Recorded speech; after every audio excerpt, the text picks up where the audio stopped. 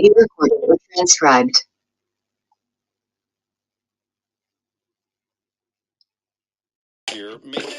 I know you're gonna dig this. And second and two, handoff goes to McCaffrey up the middle, finds a little room, lots of room, and he's off to the races. Welcome to the In the Zone Sports Talk Radio Network.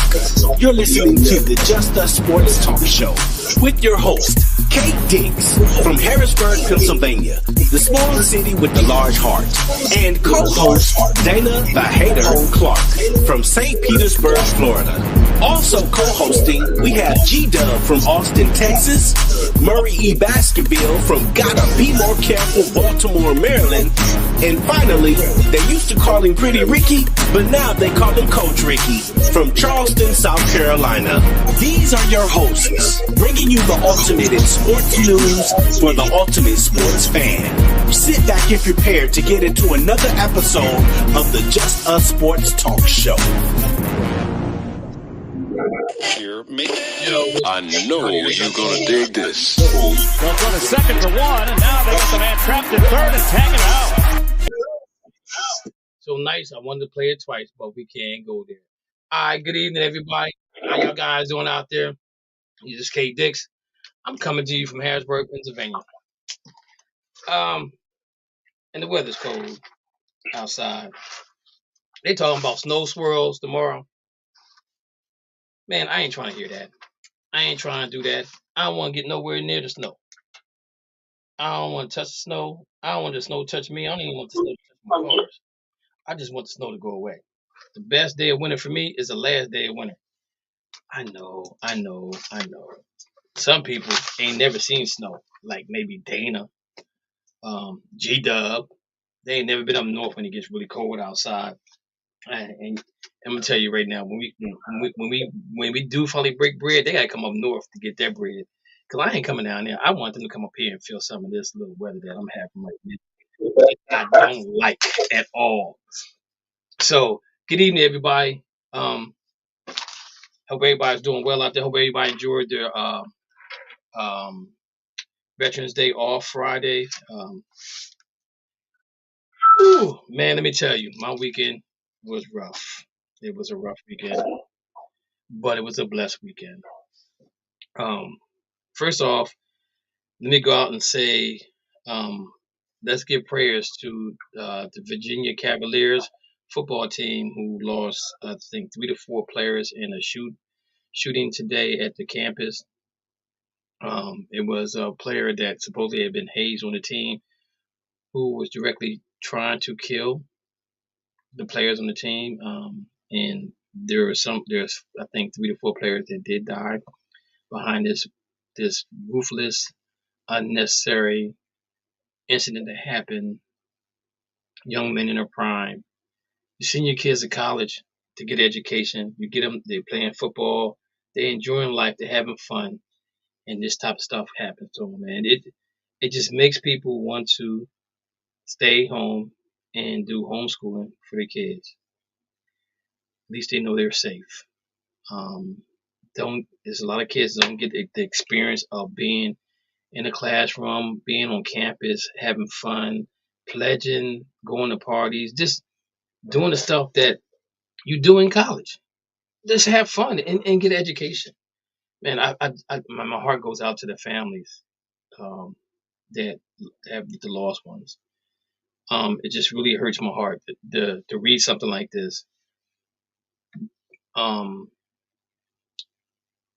I don't know what type of hazing this young man went through, but I guess hazing has to stop. That is part of sports, to be a part of a team. And the thing about it is, you gotta understand something, that if you in a fraternity, you get hazed. There's no difference in football. I mean, they used to take guys to the goalposts. Used to throw them outside the locker room with just the jock strap on or something like that. I mean, just innocent fun. And now it's getting to the point now where it's not even innocent fun no more because people um, don't like it, don't want it, don't want to be around it. And I think sometimes you just got to know who you're dealing with when it comes to things like that. So hopefully we can get this thing right. Again, our prayers from End Zone Sports go out to the families, their lost ones. Also, guys, make sure you guys reach out to Tamara. She just buried her brother a couple of days ago.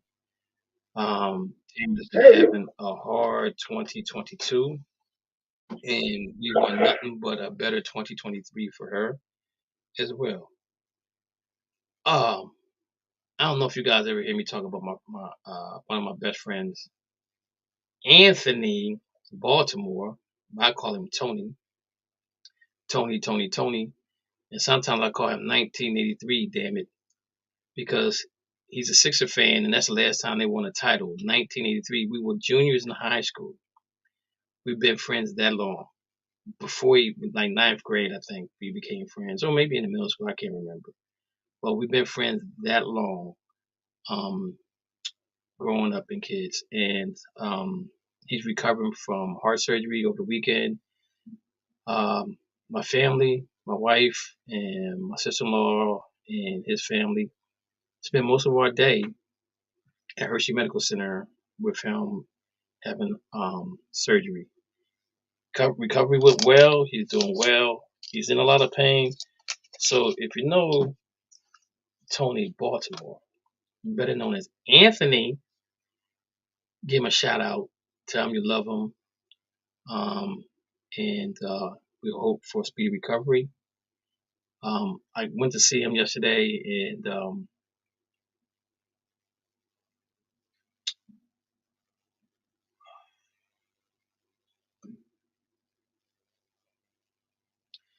that was pretty rough for me. You know what I'm saying? He's a good dude, man. He's a good dude. So again, surgery went well, and hopefully Tony be around for a long, long time. Reach our 80s and sit back and talk about this situation, which gives us another 30 some years to be around. So Tony, you know I love you, man, and God bless you, and we keep you in our prayers. On a good note, Mo Baskerville, son, just turned 11 today. Manny Baskerville, happy birthday, bro. 11 years old. 11 years young, man. Just think about that. 11 years. Do you remember when you Dana, you remember when you was 11?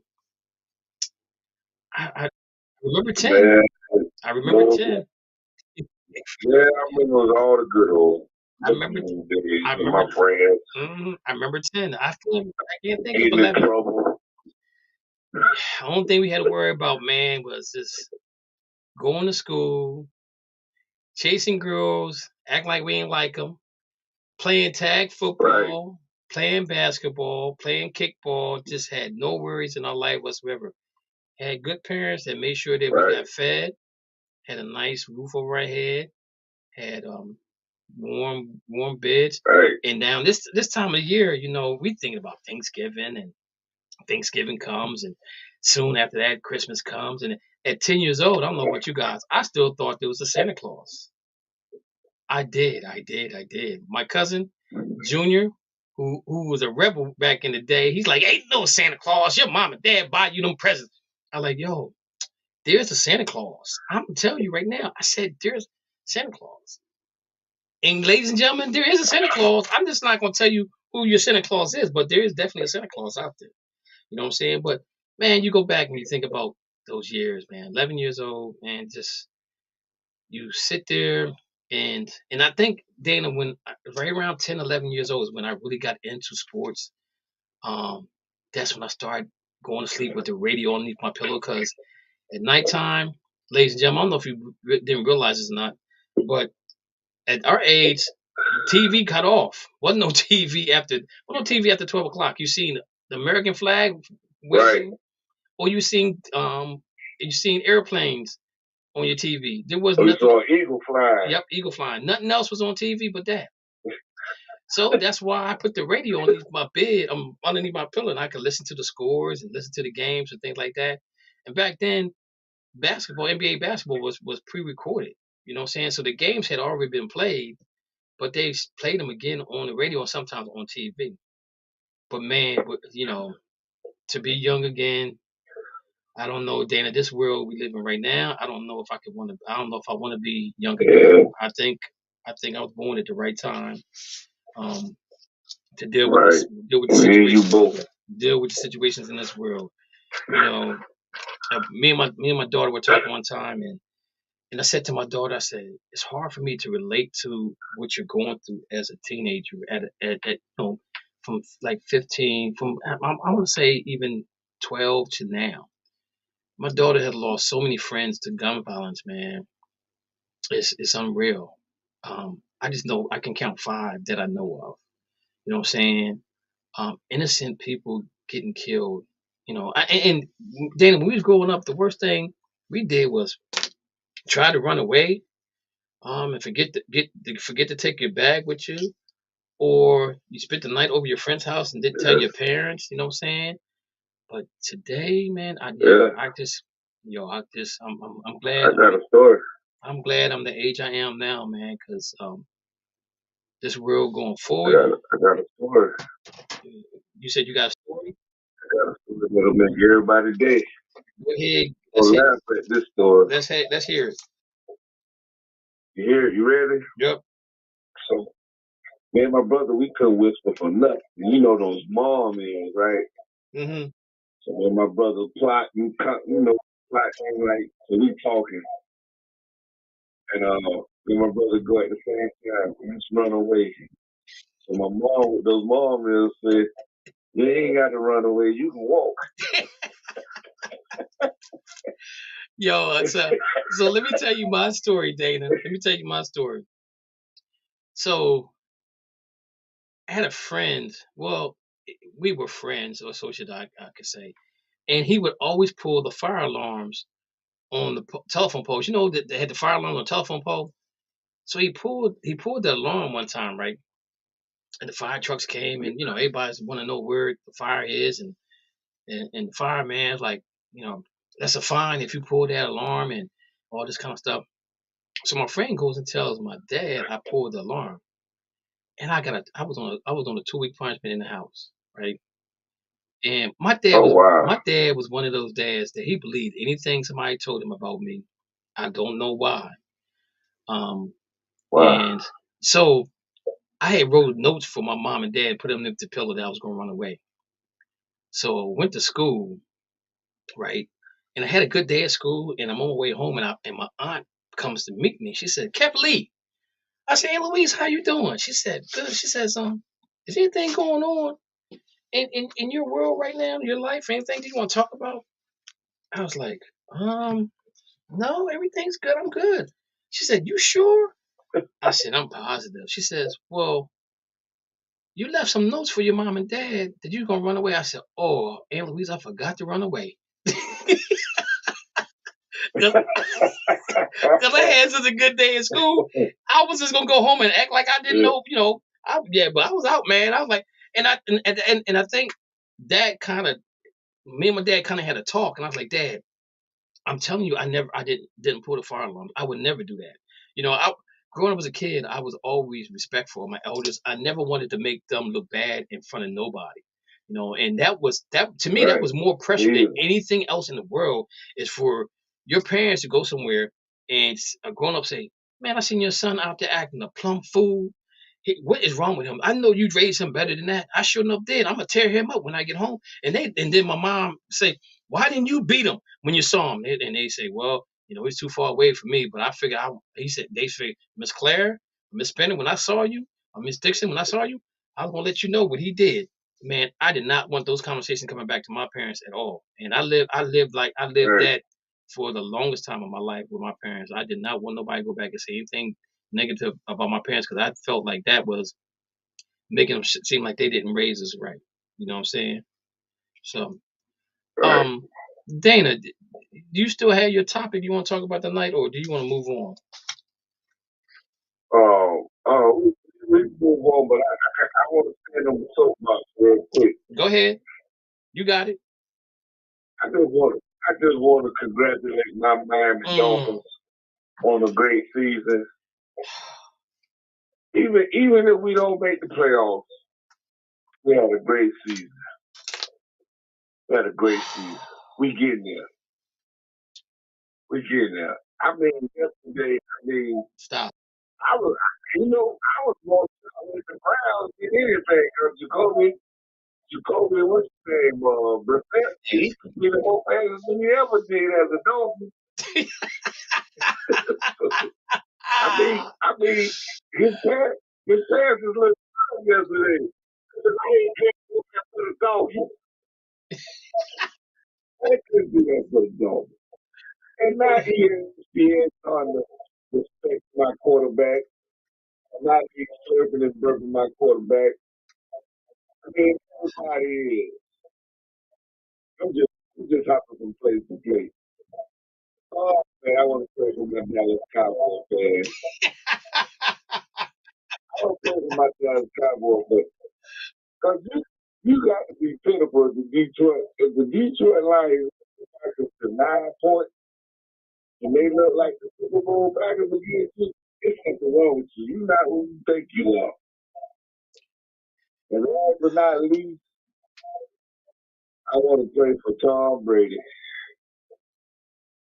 Let's pray for Tom Brady. Let's take a moment of silence and pray for Tom Brady. She was cheating on you, Tom. What? How you get a divorce final this quick? And now she out with the jiu-jitsu teacher. Already, they call her the jiu-jitsu teacher. What? And then she gonna buy a house across the street from the house she having built in Miami. So we know who the torture soul was. So let's just pray for Tom Brady. Wait a minute. I know ESPN don't want. Dana, wait a minute. Dana, you said she's buying a house across the street from Tom Brady. Yes. He No, bought a house for $11.5 million. No, Dana. Right across the street where Tom Brady building his house. No, Dana. In Miami. Well, you know why she did that, Dana? Because that way the kids could go back and forth. No, don't clean it up. No, don't clean it up. You want to torture that man. Remember that man ain't look like a meth head when he was going through it, man. He finally got some closure. He kind of looked like Tom Terrific. See, all the women came over with food baskets and campers. Don't worry about it, Tom. Don't worry about it, Tom. They were waiting. Don't worry about it, Tom. We love you. You're going to be okay. Dana, stop, man. Don't worry about the Cowboys. As soon as you get in the playoffs, you're going to beat both of them. Dana, the stop. Eagles. Dana, stop. The Eagles and Cowboys. Dana, stop. Listen, man, it got to be. Hey, man, it was never Tom Brady. Like I told him. Dana. It was never Tom Brady. It was always her. I figured that crime out. I said, God, I said, now how she seeing somebody already breaking that man heart? He's yelling at the line like they're his kid. All the while he trying to figure out on somebody. See, the linemen good people. Mike Evans good people. They know he's going through this, and we ain't gonna mess with Tom. He never been like this, man. I'm gonna end it on this though. If you think I'm lying, when they beat the Rams, look how he embraced. Look how he embraced. What's the offensive coordinator? Left Wick. Mm-hmm. He hugged him like he was his father. It's over, man. We won, but I'm free. My God! I'm just trying to tell y'all, man. All I'm trying to say in a nutshell, it's a story to me. It's the end of this. Always study the woman in your life. She can make you or break you. You ain't lying about that one. Man, I'm here to tell you. Super Bowl. I'm here to tell you. On top of the world. I'm here to tell you. I'm a witness. I'm trying to tell you, man. I am a witness. That lady broke him. She broke him. But that was that was my soapbox. And I just want to send a shout out to my boy G Dub, man. Whatever you going through, man, we here for you, man. Well, You ask Tony Baltimore, prayers for you guys. thank you, man. Yo, I think G Dub's is Yeah. sick. He sound like he say he's coughing and sneezing, and he needs to. I guess he just needs to get healthy Okay. again. I think that sounds like what's going on with him, man. No, that's what it sounds. Yeah, Okay, he 'cause said he was sneezing. I read that wrong. Yeah, because And I was disappointed when I went to Wakanda Saturday. Dana, it was a little long. I ain't gonna lie. No, all they concentrated was on death. But that was a tearjerker from the beginning to the end. You can tell it's probably gonna be a Wakanda 3. But all in all, I think it was a pretty good movie. The plot was cool. I think the plot was cool. It just took so long to get to it, man. You know what I'm saying? But it was definitely. And my dog's like, she's like, yeah, they gave power to the women. I'm like, did you go see Queen King yet? That's movies. Woman King. No, I can't. Woman King.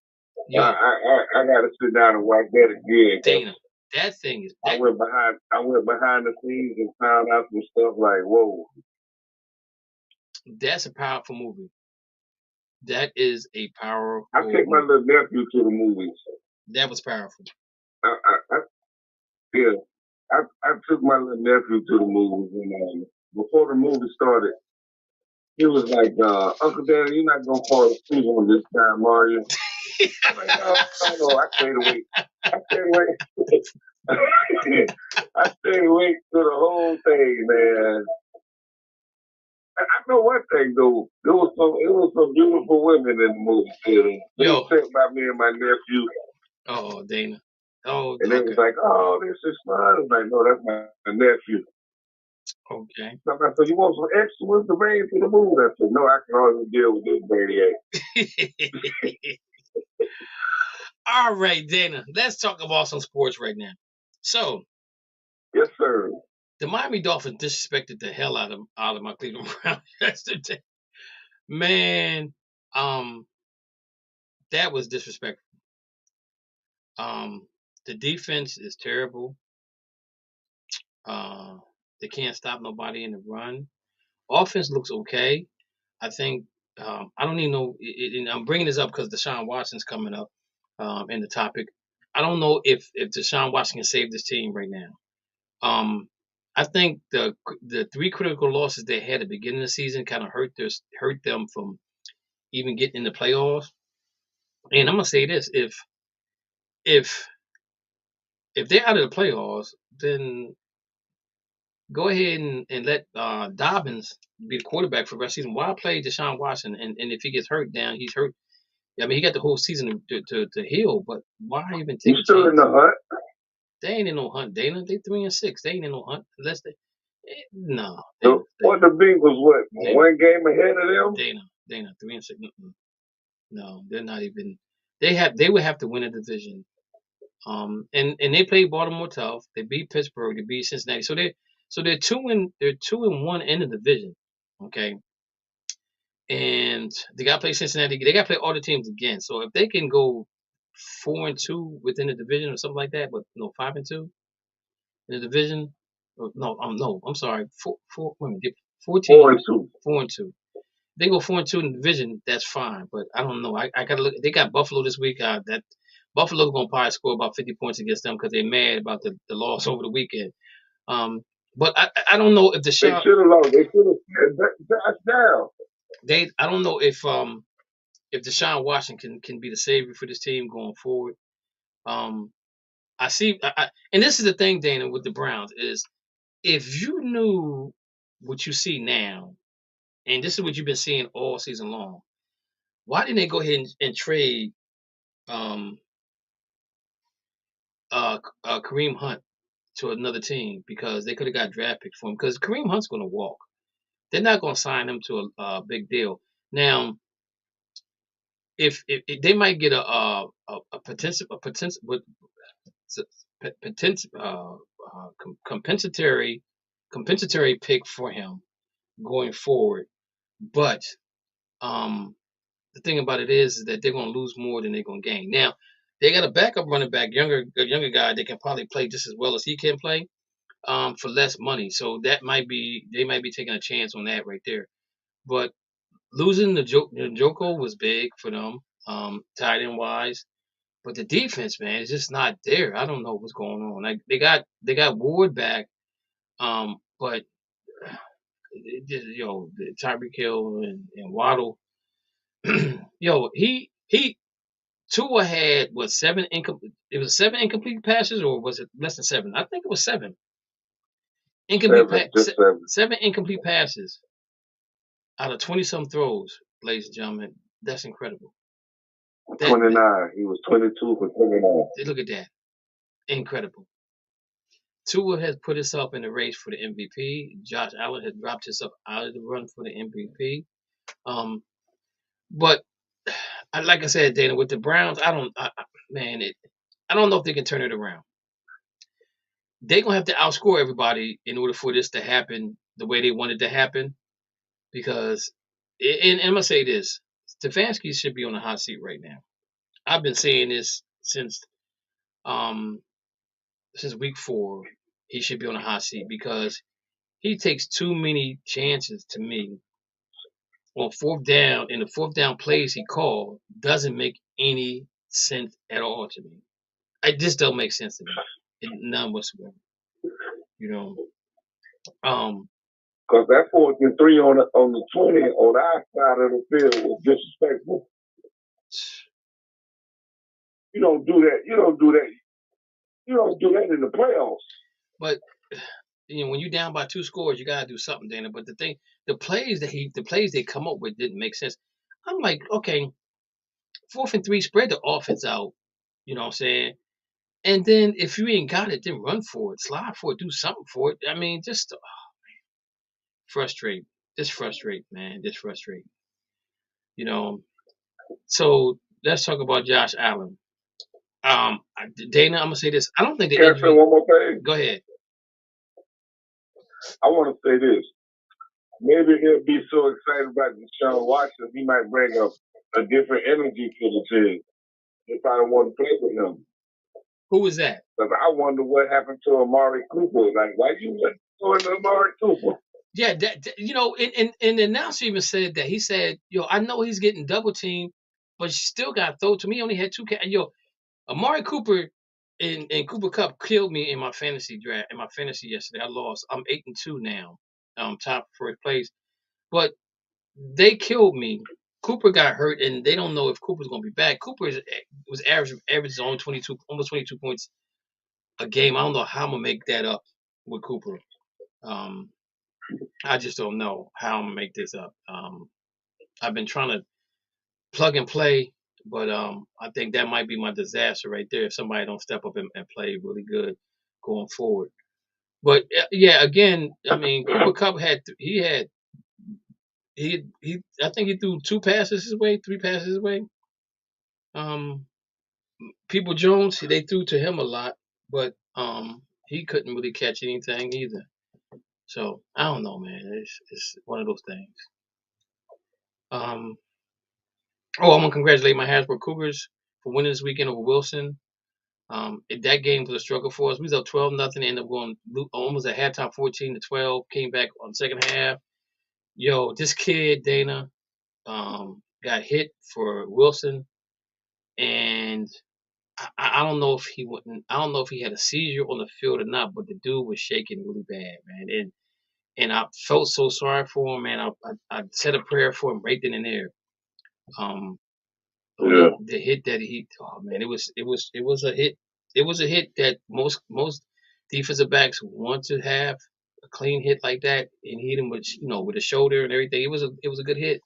You know what I'm saying? He dropped the ball, and I'm glad he got a chance to get up and walk away from it. But that was atrocious hit. So we play Central York next week. I think Friday night down in Central York. I think we can handle Central York really good. I think that we had that week off, and I think having a week off sometimes it doesn't do good for teams that that's consistently playing every week. So we want to wish the Harrisburg Cougars the best of luck going forward. So Josh Allen, Dana, his Yeah. injury is not as serious as everybody thought it to be. But I'm gonna say this: why not take the safety, right, and punt the ball out and make Kirk Cousins go 50, 60 yards? You know what I'm saying? Right. Because it would have made it 27-29, so they would have to kick a field goal. You want to take your chances. I think if you think your defense is that good, you got Von Miller on your defense. You know what I'm saying? Got a lot of good players on your defense.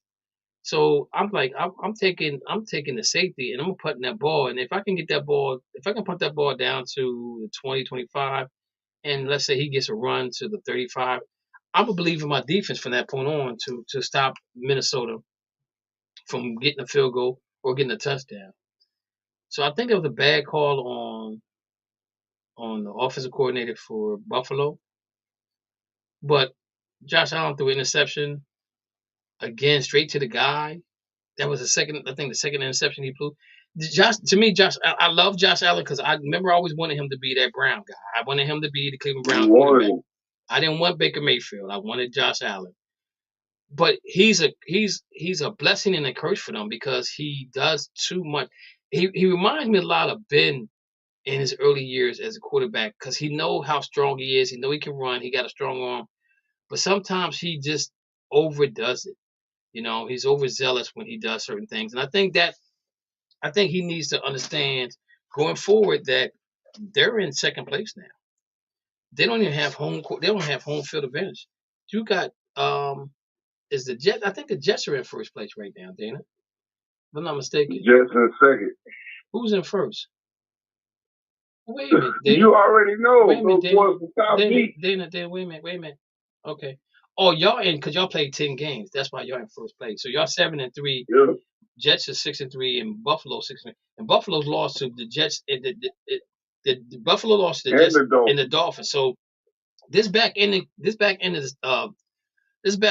of the schedule for them is really critical right now. And now you got to think about Josh Allen's injury. How serious is his injury? I don't think, again, Dana, I don't think the injury is that serious because he played the whole game. He drove him down the field. And, you know, we were at the hospital, and I was with Tony's family, and I said to his brother-in-law and his brother, when Minnesota got the touchdown, kicked the extra point, I said, yo, this is going to overtime. They're like, what? I said, it's going to overtime. And so his brother-in-law said to me, he said, man, you really know your sports, don't you? I said, I know. I said, look, Josh Allen going to get him down the field. I said, I'm going to tell you right now. Now, can he win it? That's going to be a whole different story. And they got down to the point where they almost could score a touchdown. They didn't. They ended up kicking a field goal. But the defense did what it had to do. They cheated for him. The defense did what it had to do. That pass interference, yeah, that was pretty bad. No, he didn't. Gabe didn't catch that ball. Oh yeah, and they didn't call. Yeah. They didn't call New York to review it. I said, why are you not reviewing that? At first, I thought he had his right hand underneath the ball, then. But then when they showed it again, going straight forward, you could see that his hand wasn't underneath the ball. But man, that was a good fake no call, and they got up and ran another play. So they did what they had to do to get down there. I still think they get down the field and kick the field goal, regardless if he makes that play or not. That's just my personal opinion. But if that was the Dolphins, they would have called New York so fast. But I think that Dolphins are 4-1 in the division, which is good. The Jets are 2-3.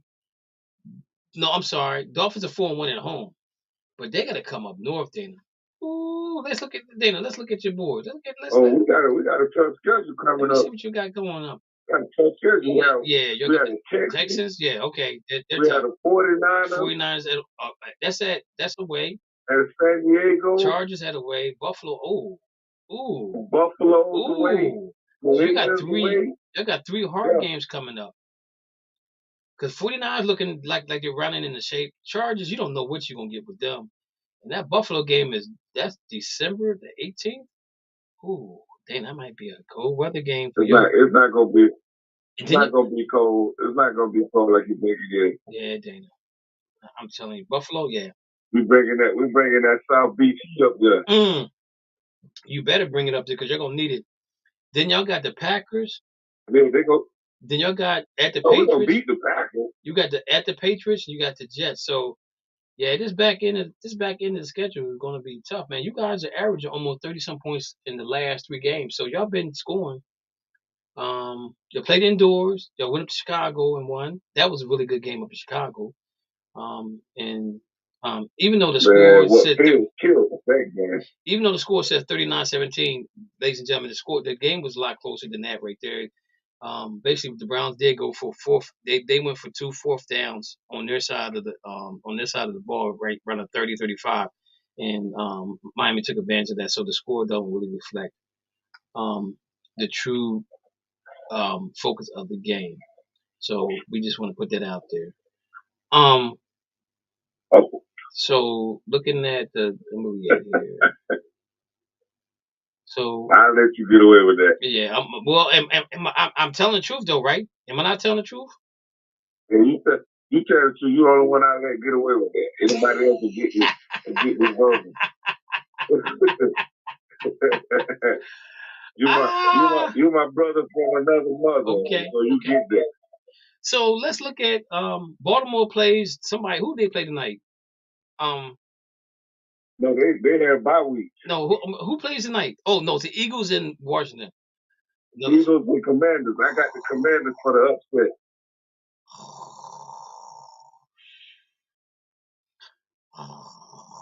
That's a sleeper. The Eagles gonna do them in real good. They're gonna do them in good. So Baltimore 6-3 with a bye. Cincinnati 5-4, right where they need to be. Cleveland 3-6, Pittsburgh 3-6. Tennessee Titans is they had no other choice but to lead this division 6-3. They're not really that good. Jacksonville lost. Texas 1-7. Indianapolis Colts won yesterday with Jeff Saturday as their head coach. I'm gonna say this to you guys: don't drink the Kool-Aid. Don't drink the Kool-Aid. Don't drink the Kool-Aid. Don't drink the Kool-Aid. The Raiders were so disengaged in that game yesterday. It's like they giving up on Josh Allen, and the owner just said Josh Allen's not going anywhere. 2-7. To me, that's the most disappointing team when you bring Adams to your team, who you played college football with. Thought there's a good fit for you. Injuries have a big part to play when it comes to teams like that. But again, Dana, it is what it is. So Tennessee's holding that thing down. Kansas City's holding that thing down. The Chargers, you don't know what you're gonna get with them 5-4. Denver 1. Raiders 2-7. They're very disappointing. Eagles are 8-0. Giants 7-2. Dallas 6-3. Washington 4-5. Giants doing what they're doing. Like I said before, ladies and gentlemen, in this division, Dana, they have the easiest schedule in the NFL. So all the teams are taking advantage of that schedule. And I'm not mad at you for that schedule. The Eagles are a plus 90 in difference. The Giants are a plus 14. The Cowboys are plus 47, right? And Washington's a minus 33. Yeah. So it is what it is. Minnesota Vikings, they're the luckiest 8-1 team in the NFL. I don't care. If you're a Minnesota fan, be happy. Be happy for your 8-1 because you're not going anywhere with that team. I'm gonna tell you that right now. Kirk Cousins can't get it done. Green Bay won. They beat the Dallas Cowboys in overtime. That threw 2 picks. Aaron Rodgers played good. He found him a wide receiver. It was Watson, I think his name was. Found him a receiver in him. Detroit won. They're 3-6, and Chicago was 3-7. Dana, Chicago, if they got money, they got plenty of money. If they spend their money right and surround Justin Fields with some running backs, yeah, they got a lot of money, some wide receivers, and get that defense right, they're gonna be okay next year. I'm telling you right now, watch out for Chicago Bears next year. If they can stay healthy, they're gonna be a team to beat. Tampa Bay 5-5. I'm gonna say this to you, ladies and gentlemen. They beat the Rams last week because nobody wanted the Atlanta Falcons to be in first place. That's why Atlanta lost to Carolina, which they should have won. And then Tampa comes back and beats who did they play yesterday? The Seahawks. The Seahawks. Because nobody wants to see the Seahawks win the division either. That's for the 49ers to probably win. But Atlanta didn't look good. Carolina looked okay. Saints don't look good at all. I think Allen might be gone from there. He's gonna be one and done. Out west, Seattle 6-4, San Francisco 5-4, Arizona 4-6, Rams 3-6. The Rams played without Stafford, and the Arizona Cardinals played without Kyler Murray, and Colt McCoy looked better than Wolford. If I'm the Rams, I'm putting the young kid in there at quarterback that can run a little bit and make that defense play some defense instead of sitting there with Wolford back there now. The Rams' offensive line is still an issue with Sam Bradford in there or not. But they're 3-6. They're in last place. They're 2-4. They're 2-4 at home. 1-2 away from home. 1-3 in the division. 3-5 in the conference. They're at negative 52 points. They lost 3 games in a row. I thought that this was a winnable game. I felt that they play Kansas City next week, man. Oh my Lord, Dana. Who? The Rams. Oh. Yeah. Good luck. Tell me about it. Tell me about it. I felt like I said, yo, they could run the table. I mean, I'm sorry, they play the Saints next week. I think they can run the table from. They should have beat the Buccaneers. That's a bad call, I think. And the Cardinals was just turnovers. A turnover killed them. I think they can beat the Saints, but at the Chiefs, I thought this is going to be a shootout with Kansas City winning. They're going to score like a whole bunch of points on them. And from that point on, they had Seattle, the Raiders, the Packers, the Broncos, the Chargers, and Seahawks. I felt those are all winnable games for them, but I don't know now. They play the Broncos on Christmas Day. You have two losing teams records playing. That's not going to be pretty at all. Cooper Kupp hurt his ankle. I don't know what the situation with here. They said that it might be a high ankle sprain, so he's going to be out for a while. So that's our division. That's the NFL in a whole. What we're looking at. It's just a mess right now. So Dana, I found our list of who was going to be where. So I'm looking for yours. Mine should be right where they're going to be. Dandy's, Gerald, Kevin. Dana, I don't see your paper. Where your paper, Dana? You lost my paperwork? Okay. So you had the Rams 12-5. That wasn't good. You had the 49ers 10-6. They're probably on pace to do better than that. Cardinals 8-9, and you got the Seahawks at 7-10. That they're better than that. They're better. See what I got in the backside of this. This month. I'm surprised. You don't bother, but they started the game too late. I had the Rams at 11-6, 49ers 9-8, Cardinals 8-9, Seahawks at 6-10. Wrong. Wrong. Dana, you had where you at here? I meant to write this down so that I could understand it, but I didn't get a chance because I lost it in the shuffle of everything else. Dana, you had the Bills 12-5, Dolphins 11-6, Patriots 10-7, Jets 7-10. So the Jets is better than what they are. The Patriots is right there. Dolphins 11-6. They're probably gonna be better than that. And the Bills won't be 12-5 because they already got 3 losses. I think they maybe have one more loss left in them. I had the Bills at 11-6, Dolphins 9-8, Patriots 7-9, and the Jets 6-11. Completely wrong. We were just a mess with that. A total mess. All right. I want to do mine over.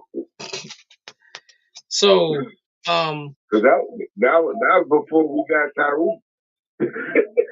No, y'all had Tyreek then because we kept saying that he wouldn't be able to throw him the ball. We had Tyreek then. Yes, we did. Yes, you did.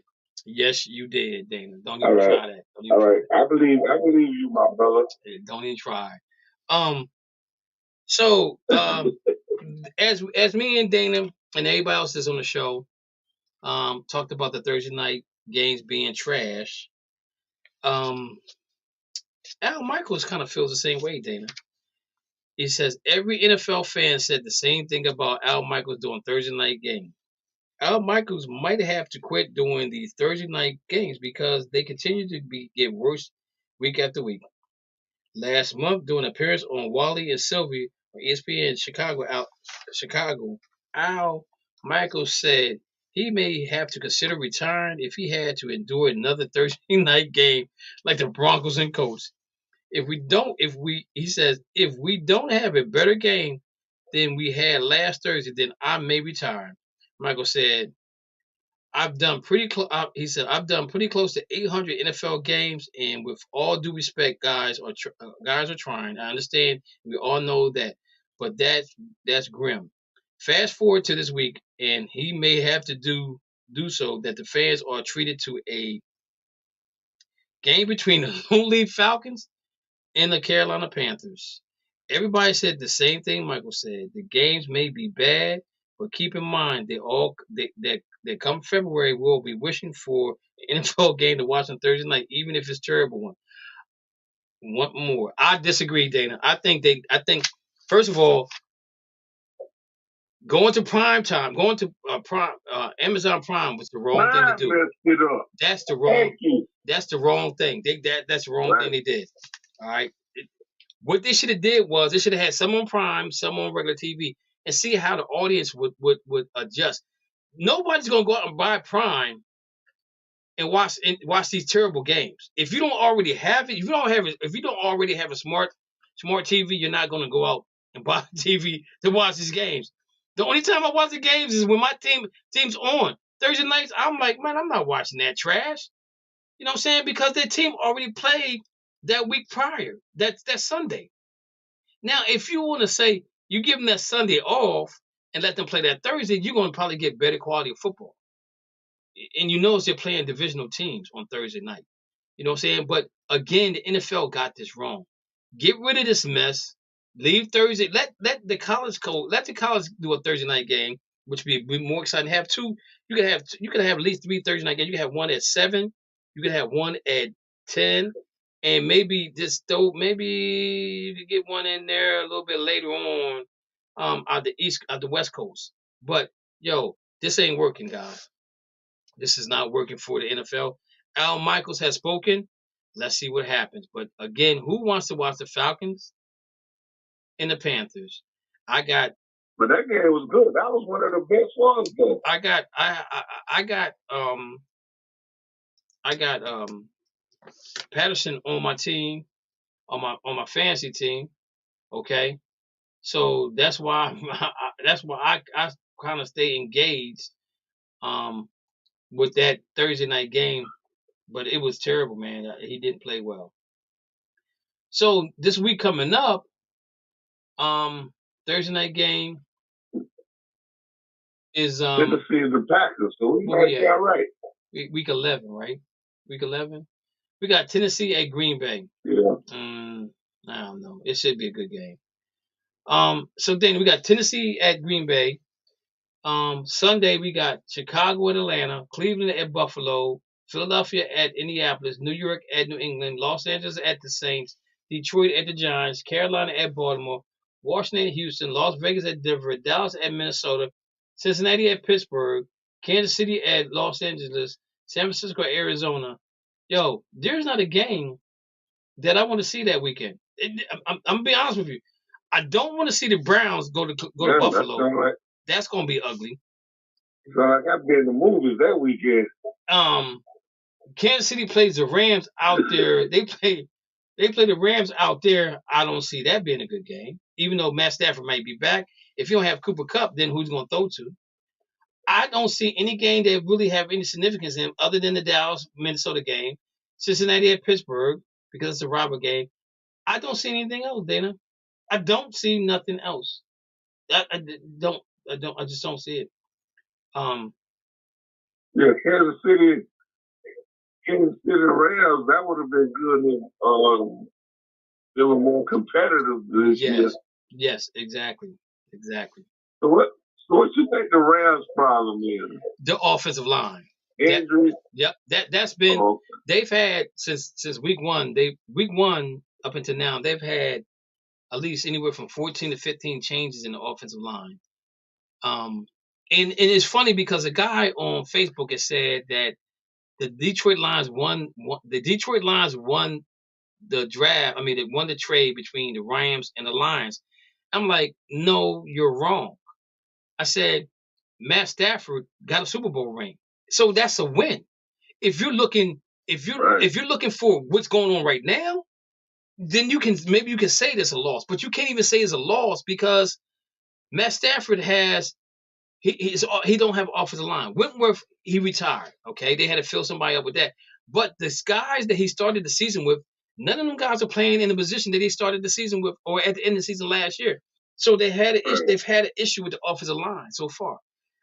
He's saying that he had R stars around him. I'm like, what R's did he have? Only person he lost was Odell Beckham. And the thing about it, if Odell Beckham didn't get didn't tear his ACL, he would be in a Rams uniform right now. The Rams would have gave him a contract and he would stay there. And actually, he would have probably been an MVP in the Super Bowl game, but he didn't. Now the Rams ain't really saying anything about Odell Beckham coming back to play, but now if you have Cooper out, now you may have to readdress that issue and bring Odell Beckham back to Cleveland. I mean, back to Los Angeles because you're out because you don't have Cooper there. You know what I'm saying? So you really don't know. But the thing about it is, I'm like, how you gonna sit and say the dude won the Super Bowl? Matt Stafford was the reason that they won the Super Bowl. Okay.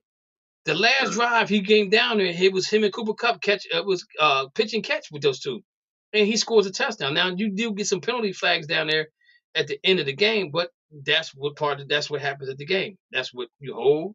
You don't give up. You don't give up a play. They tell you pass and finish. You hold for next play. He could fumble the ball. You want to play for the next play.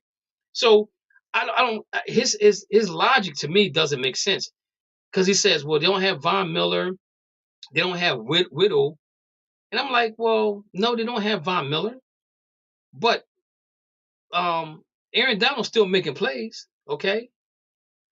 You don't have Whittle, but Whittle was hurt. Whittle played 3 quarters in the Super Bowl game because he tore his shoulder off. You know what I'm saying? But you're talking about Matt Stafford. Eric Whittle? Yeah, Eric Whittle. You're talking about Matt Stafford. You're talking about that Detroit won the trade. Detroit didn't win the trade because Detroit's still not making the playoffs.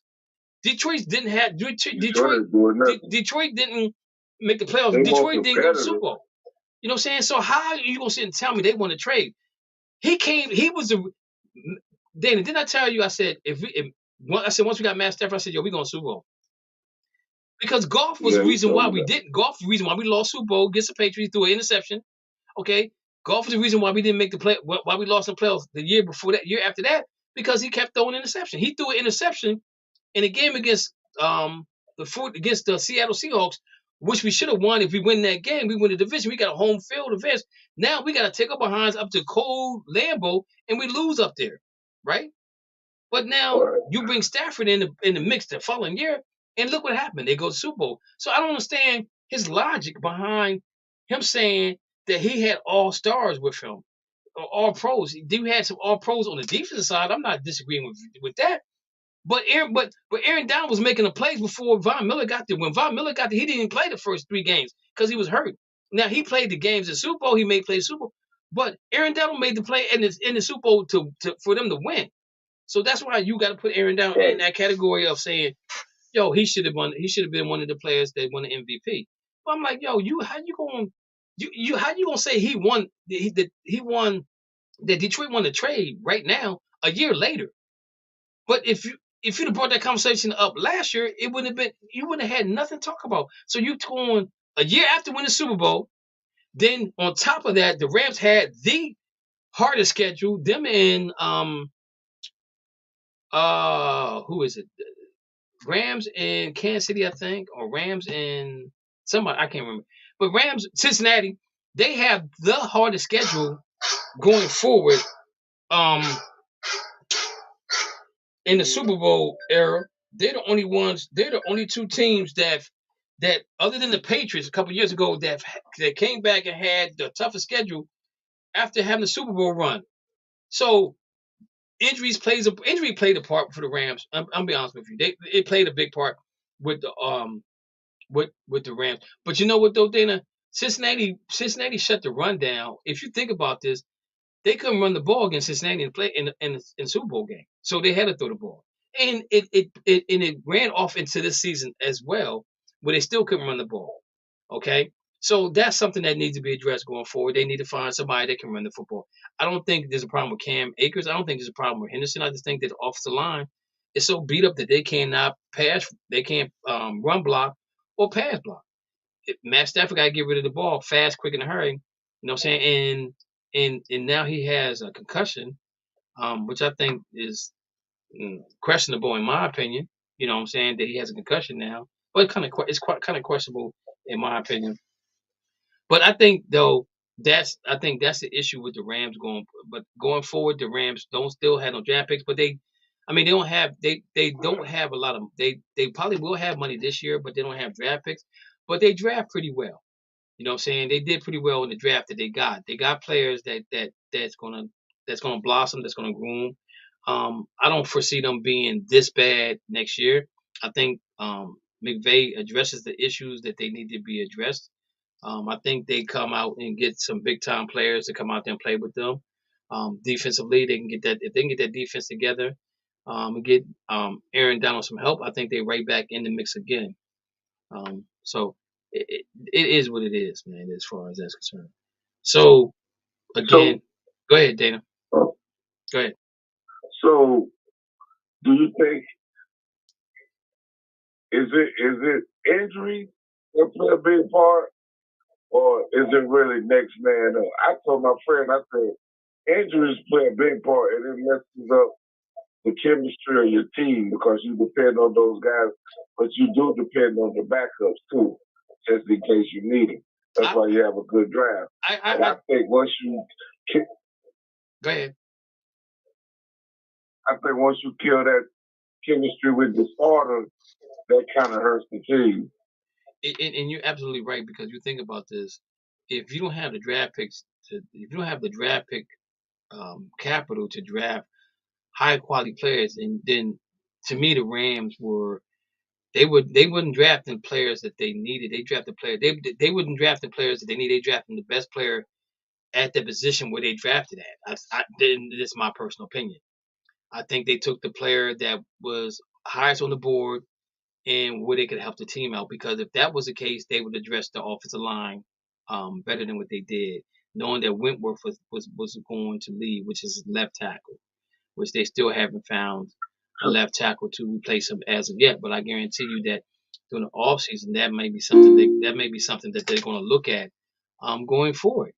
You know, it's just you can't, and if you don't have the draft capital, you can't get those players, because you're not going to have no money to go through free agency to get those type of players. So you got to draft them, and it takes a while for them to become the player that you want them to become for the future. So I don't know if you can write the Rams off just yet going forward. I think McVay drafts well, but again, when you give up all your draft picks to bring in Von Miller, you give up draft pick to bring in Jalen Ramsey, you give up your draft picks to bring Stafford in. But the thing about it is, you brought all those players in to do one thing, and they did that. They won the Super Bowl. You know what I'm saying? So now they got to go back and look at the drawing board and redraw the drawing board over again going forward. And they kind of knew what they had themselves into this year.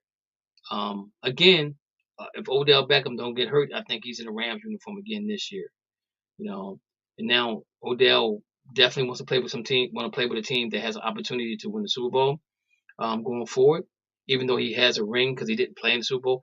But again, if Cooper Kupp's out, if you're the Rams, do you address that issue? You know what I'm saying? You notice that the Rams have they haven't talked about Odell Beckham coming there. Everybody else talking about the Dallas, the Giants, Green Bay, those teams, Minnesota, those teams like that, bringing Odell Beckham there.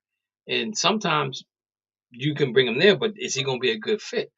Now that Cooper Kupp might be out for a minute, now he know he's going to be the main guy for the Rams, so he gonna get the catches he need to get.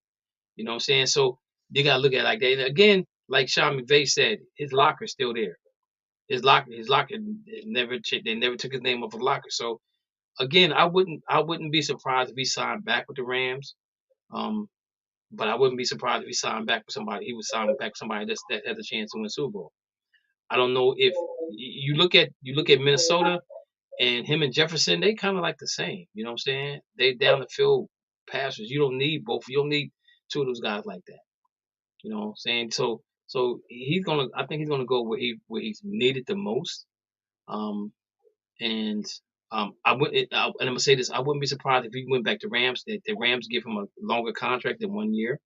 I think he gets more. He gets more. He gets another year or two added to his contract because he wants the security to know that he's going to be with that team going forward. So that's the situation with the Rams. Again, I think that they have to address the offensive line, and that's the biggest issue they have right now is that they can't put up points. They can't throw the ball down the field because of that issue right there. Moving forward, I think we got Lou on the line. Lou, how you doing? All right, better than the Rams. Okay.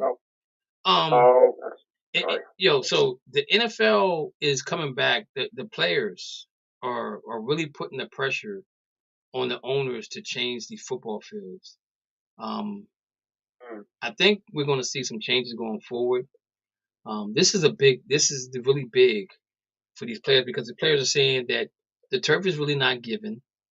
And if you just look at all the players, Dana and Lou, that have had injuries where they have not did anything but make a cut.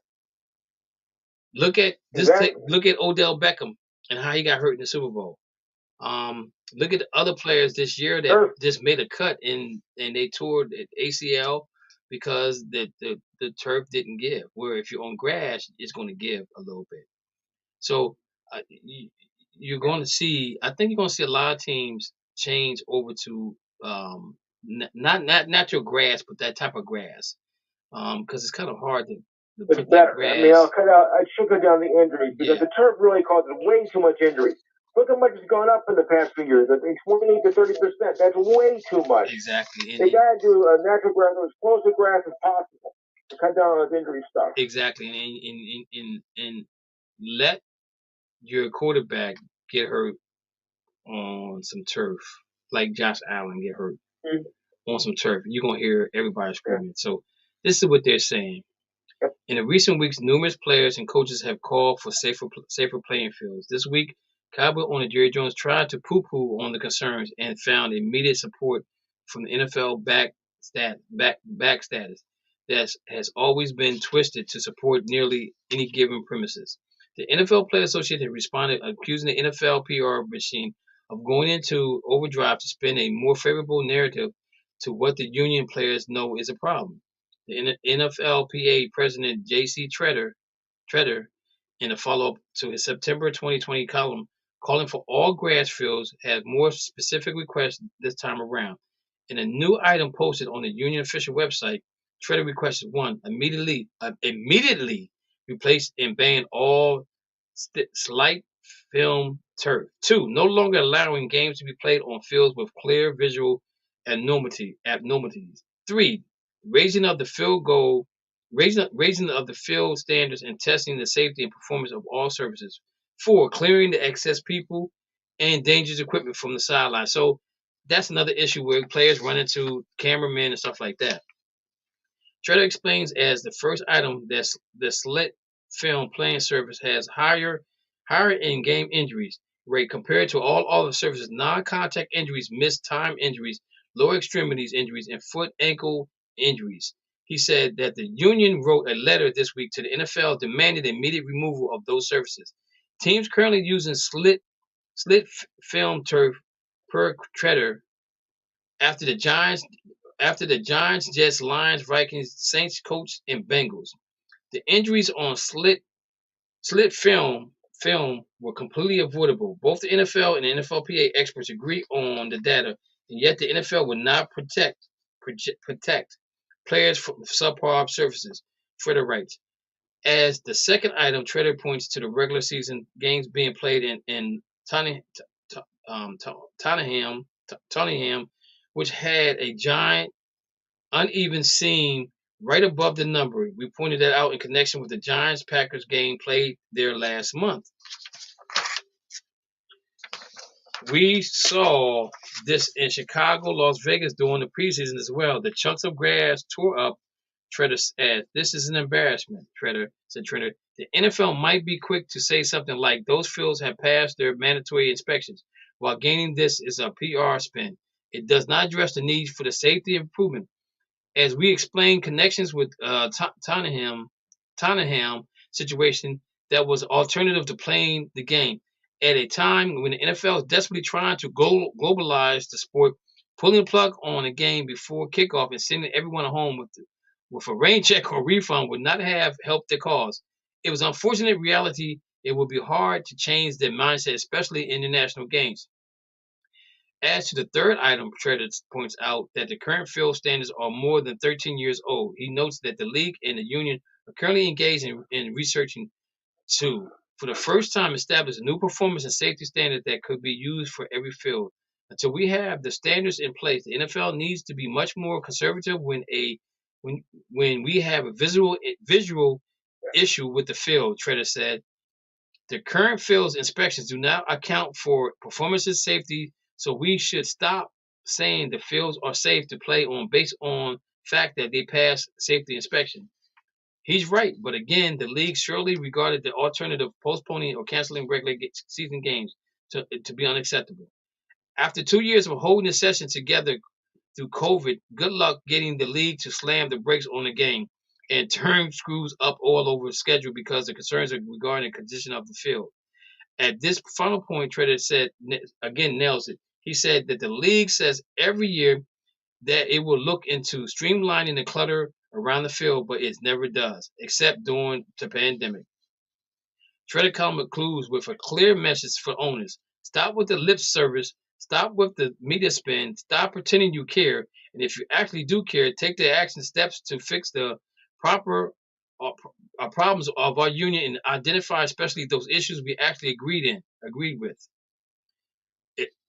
Even if they don't care about the players as human beings, and plenty of owners simply don't, they should care about their investment.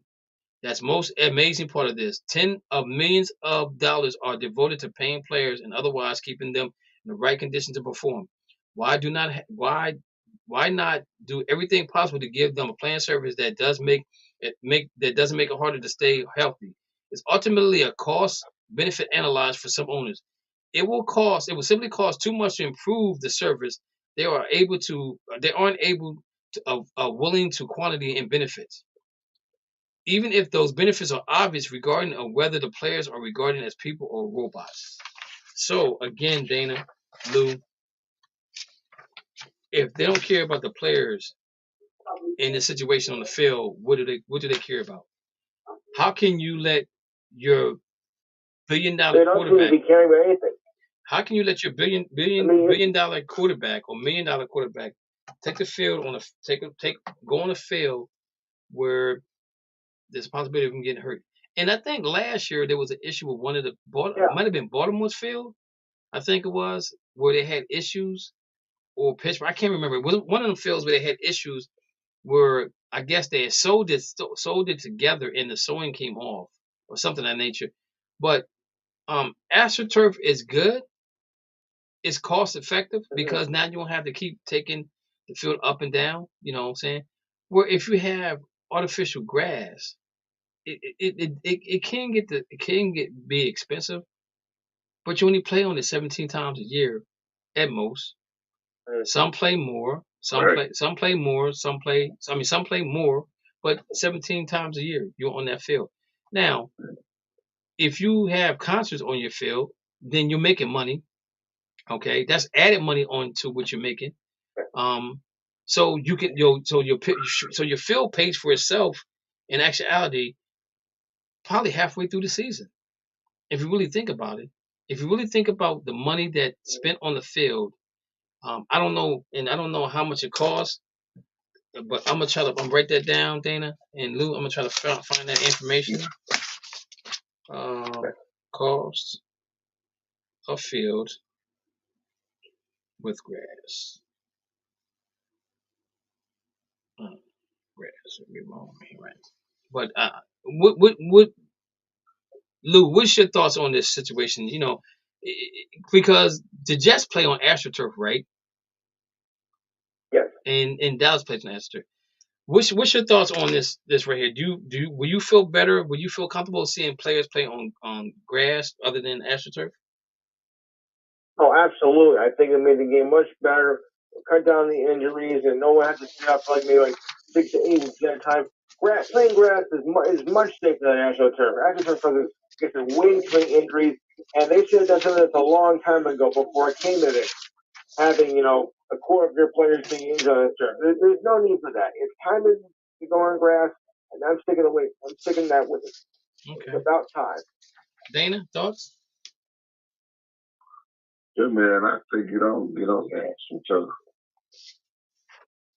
I mean, just like the NBA. So, they want to, I know it's not the same sport, I know it's just playing on the same surface, like basketball, but they want the stars to play. If you want your stars to play, you want to sell more merchandise and sell out more games. Get those guys grass so they can protect themselves, so they can have longevity, and you collect better revenue for you. I totally agree. So, I think you should take care of your product. As a coach, you should care about your players and their players' safety. So by playing on grass, I think that will ensure the safety of much more. I mean, you got to cut down completely. If you guys are one coach, it will cut down and will be better. It will be a much better game played, and your team will be much more healthier too. And there was a owner that said that these are the football players are a freak of athlete, and when one goes down, another one comes through. I don't know who said that, but I know I read that somewhere, and I'm thinking to myself, if I'm a football player, and every Sunday I'm out there playing football, I'm hitting up. And guys, think about this. They're saying at 30 miles an hour, there's a collision every time. If you're in a car and you go 30 miles an hour and you hit face to face, your airbags is going to explode. Explode. Right. Open. If you hit your car on the side, they're going to open. If you hit your car in the back, they're going to open. Man, can you imagine what their bodies go through on a football field? And they get back up and they do it over and over and over again. And you look at the players that have gone on that played this game. Just think about Jim Brown, who played with no face mask, who had a leather helmet on. And these guys played with broken noses, broken legs, broken fingers. They played the game way more tougher than they can play it now, because there really was no rules. Yeah. But you know what though? They played on grass. Right. You know what I'm saying? You didn't hear about ACL tears or anything like that because they played on grass. When it got wet, you slid. And let's really think about this, guys. As a kid growing up, two things we always wanted to do. If you lived up north, not like Dana because he lived down south, he don't know nothing about this. But you love playing football in the rain, coming home muddy and everything up. You know what I'm saying? And you get to the kitchen door, and first thing your mother says, "Don't you come in here with all that stuff on. Take that stuff out the door." I'm like, "But Mom, that means I gotta get down to my underwear." Well, you get down to your underwear, but you're not bringing that stuff in this house. What are you doing out there playing in the rain anyway? You gonna get a DEFA code, and then you can't go to school, and then I gotta take off from work, and I'm losing my money because I ain't got no vacation left. You know that I just got this job and I ain't got no insurance yet. That's what they say to us. That's what they say. And you guys go like this. That's what they said to us because we played in the rain, in the mud. Right. And then, We play in the rain. then if it snowed outside, oh, that was the ultimate. That was like, man, that was the funnest. Playing in the snow, football, slipping and sliding, and you fumbling the ball, and the ball squirts out. Man, you don't even feel cold. Only time you felt cold is when you was leaving the football field. Like, man, we had some fun, but my fingers are numb, and we didn't know no better. We go and put our hands in the hot water. Boy, what you doing? You don't put your hands in the hot water like that. What you trying to take me to? You got to take me to you want to go to the emergency room?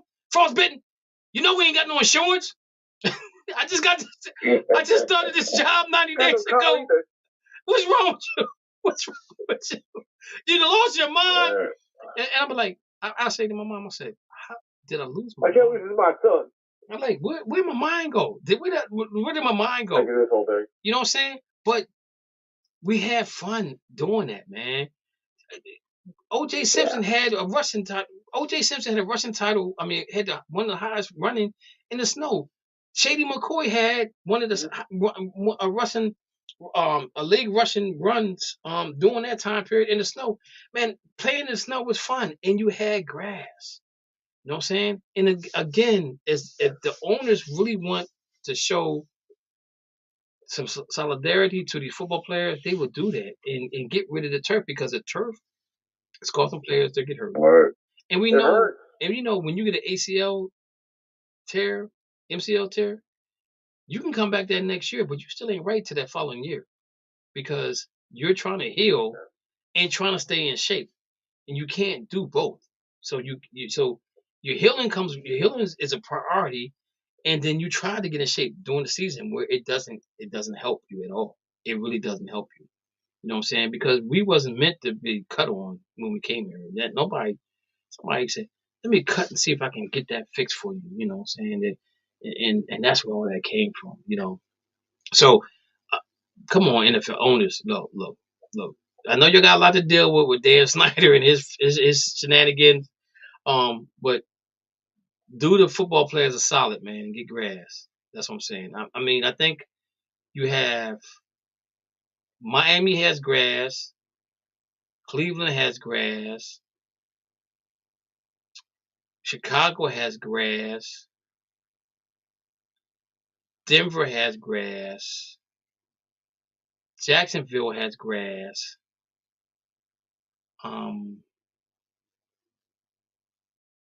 Kansas City, right? I think Kansas City has grass, and I think the Patriots have grass. I think those are 7 teams that have grass, if I'm not mistaken. Baltimore, I think, though Baltimore has AstroTurf. They has AstroTurf. I think Tampa has grass. So Tampa has grass. So that's 8. That's 8 teams that has grass right now. And I don't see no players. The Redskins, the Commanders don't have grass. Yeah, they Washington has grass. They're the only one, I think, in that division that has grass. The Giants have AstroTurf because they got 2 teams that play in there. So that kind of is better for them in a sense. But again, man, what about Arizona? No, they have AstroTurf because they didn't do it.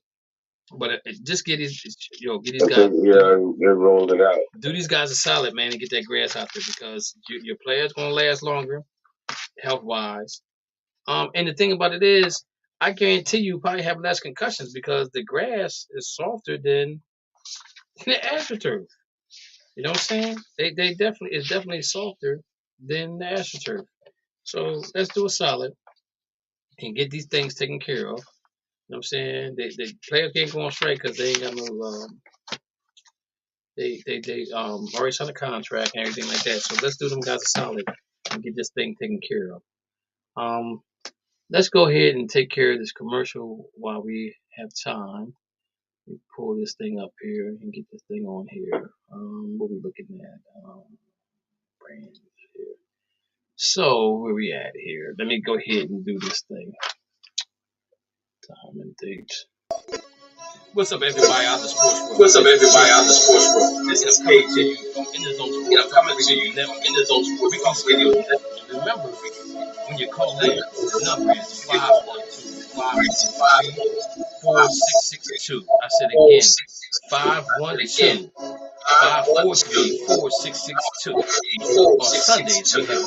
On Sundays, we have opening dates. So if you'd like to come on and do a show on Sunday, be here ready for you to go. From On Monday, 7 to 9 p.m. from 7 to 9 p.m. Eastern Standard Time, January to August, from 6 to 8 p.m. Eastern from 6 to 8 p.m. Eastern Standard Time, from September to January.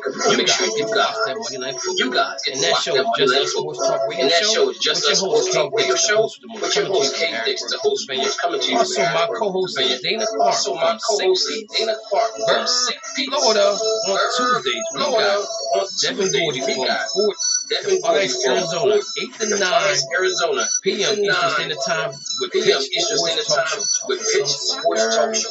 Wednesdays, we have from 8:39 out of the block. 8:39 Robert Lewis from Richmond, Virginia. Co-host is Donna Haynesworth out of Roanoke, Virginia. Also co-host Brett Shields from Orlando, Florida. Next up on Thursday. From 6 to 8, we got Game Winning Sports Show. Host Drew Wisconsin from Austin, Texas. Co-host Richard Tunney from Miami, Florida. Also on Thursday, we got the Walker Report. Host is Bradley Walker from Tampa, Florida. Co-host is Adam Mango from Nashville, Tennessee. Saturdays we have from 5 to 7 p.m. Enhanced Sports Show. Host Louis Tenero, Roseland, New Jersey. Co-host he has Steve Davidson from Washington, D.C. Last but not least, on Sundays from 6 to 7, from 6 to 8, we got the DMV Sports Show. Host is Razoo McGee from Springfield, Virginia. He's talking everything sports in the DMV. So check us out every day of the week if you can. Make sure you call us. Number is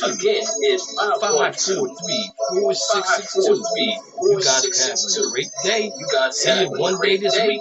See you one day this week. See you on the shows. Peace.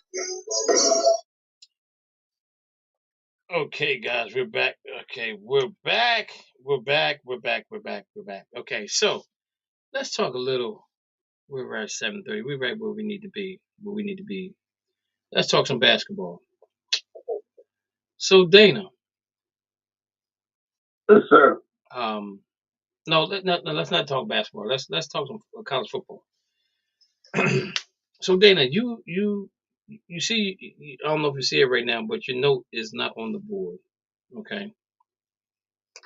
What did you say that Alabama's gonna beat LSU? What, 45-7? Yeah. You waiting to talk about that? Yeah. You. Hey, I guarantee Alabama be in the championship in the top 4. Dana, how? Dana, let's listen. There's no way you possible. Want a profile pick? Dana, there's no way possible. You want to wage a profile pick? Yup, we can do that. Dana, I'm gonna say this to you. Tennessee is not okay. So let's do this. Let's do this real quick. Okay, Georgia is gonna be safe. Georgia don't have nobody right now that's gonna beat them. So I just got them as safe. Ohio State has what I got down here. Lake. Well, they got Lake. They got Michigan. I think Ohio State beats Michigan this year. So Ohio State doesn't move nowhere. Michigan, if they lose, if Michigan loses, then they're out of the top 4. But I'm gonna say this: Michigan can't look past Illinois because I think that's a rivalry game for them. Illinois and Michigan. I think that's a rivalry game, so they can't look past Illinois. Illinois is 21st right now, so that game matters to them.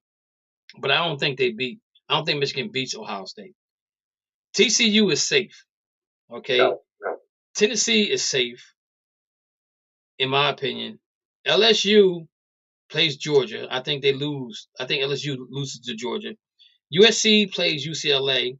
So whoever wins that is out. And then Alabama's right there. So let's say LSU loses. Okay, they bump them down. Then let's say USC, let's say USC loses, that bumps them down. And let's say Michigan loses, that bumps them down. So that's 3 teams that within the next 2 weeks could lose a game. There's no way Alabama gets to the 4 because Tennessee is not Tennessee. You got Georgia, USC, Michigan. Well, let's say Michigan's out. You got Georgia, Ohio State, TCU, and Tennessee. And LSU is going to move down. They're going to lose out. USC loses. Let's say USC loses, and that puts Alabama at 5. It 6. They put them at least 6. So they can. So that's what I'm saying. Then there's no. Mathematically, they're out of it. They would have to like really. They would need Georgia to lose for one. Which I don't think Georgia's going to do. They need Tennessee to lose. So, and the reason why I said Tennessee's safe, Dana, is because Tennessee has South Carolina and Vanderbilt left. They safe. Tennessee's not going to lose to neither one of those teams. Okay. Then you have, we got Georgia. Let me go back.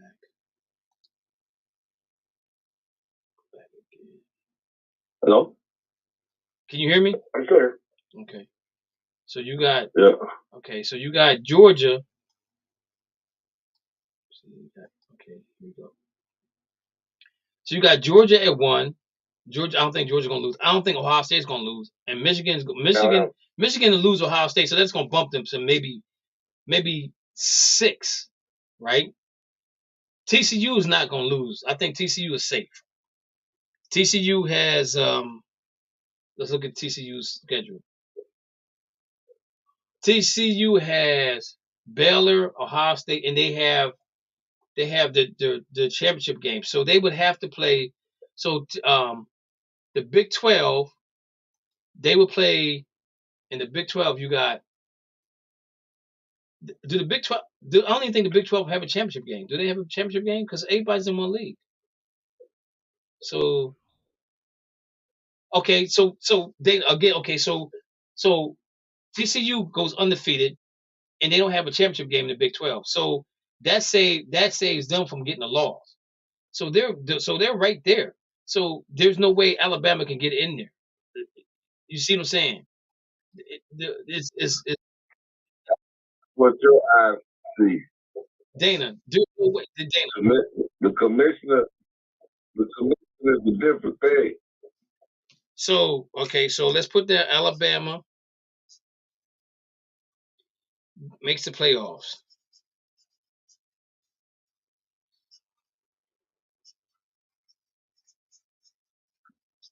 Dana. Okay. Put that on the board. We'll have to be devil's advocate. Okay. So, but I'm looking at the top 10 right now, and the only one in the top 10 that probably could lose, I don't see nobody in the top 10 actually losing this week. No. Because everybody USC don't play UCLA until the following week. No, I'm sorry, they play UCLA this week. So UCLA is in the top. UCLA is they lost. Okay, so UCLA lost. So USC, if they lose, that gives them 10 losses. That puts Alabama at number 7. Okay, Clemson would be at number 8. Utah, if they win, they would go to number 9. Penn State would go to number 10. That's and everybody's going to move up if Michigan loses to Ohio State, which is I think that's their last game. So only way it could happen, Dana, is you would have to see somebody lose in the top 10, in the top 4 more than once. So if Ohio State would lose, they would probably go down like maybe number 5, depending on how the loss was. And that bumps Tennessee back up. Because I don't see Tennessee losing either. You know what I'm saying? So I just don't see that. I think that it's pretty much set. Now I'm gonna say this to you though, Dana. With Alabama losing 2 games and being in number 8, if they had more teams in the playoffs, if they let's say they had 12 teams in the playoffs, they in. They got a chance. You know what I'm saying? So now NCAA like, yo, you know Alabama's a money maker and they lost 2 games. How are you gonna fix this? And next year they're gonna come out saying, okay, we're gonna add. What we're gonna do now is we're gonna add 8 more teams to the playoffs. So we're gonna cut teams back from 10 wins to 8 games a season, and that's what we're gonna do because they're in the back. This is them in the back talking. Yo, listen, y'all know Alabama's our moneymaker, and they're not in the playoffs. Man, what were we gonna do? All them Alabamians, do you follow that team? If they go to Rose Bowl, you know they're gonna be out there with them guys, everything like that. So yeah, This is the Rose Bowl. yeah. So that's what they're gonna do. That's how they're gonna fix that next year.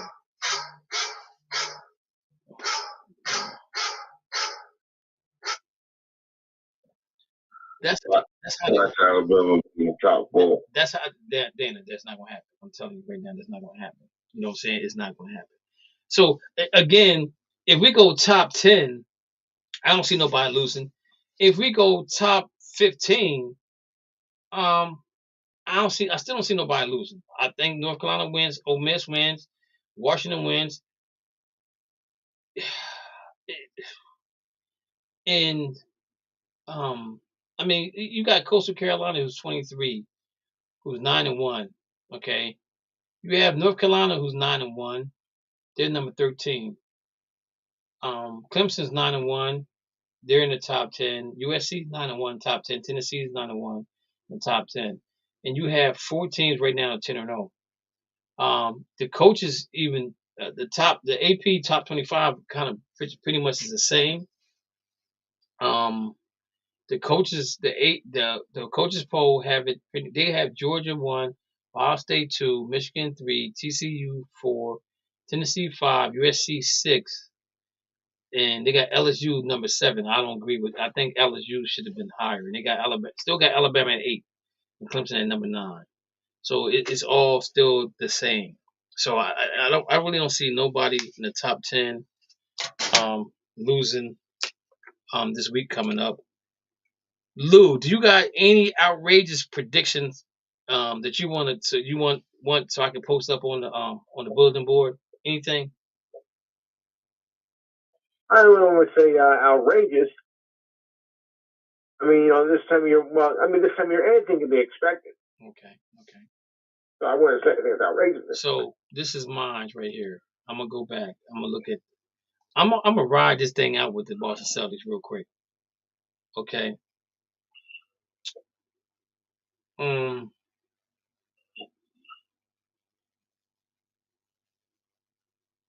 They have won 1, 2, 3, 4, 5, 6. They have won 6 in a row. I'm gonna look at this. I'm gonna look at the rest of the schedule, Dana.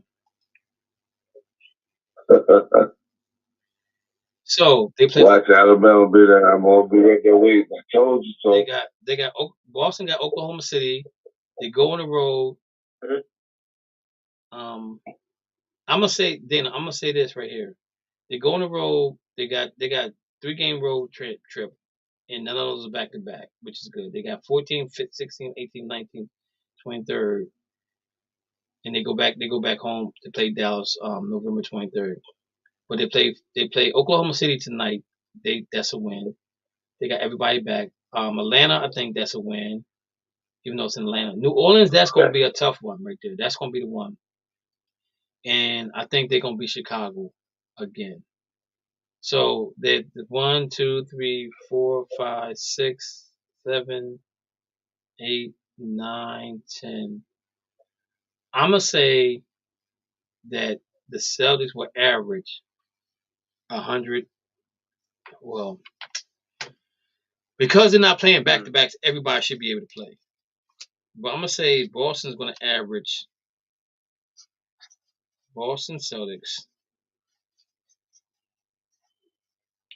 will average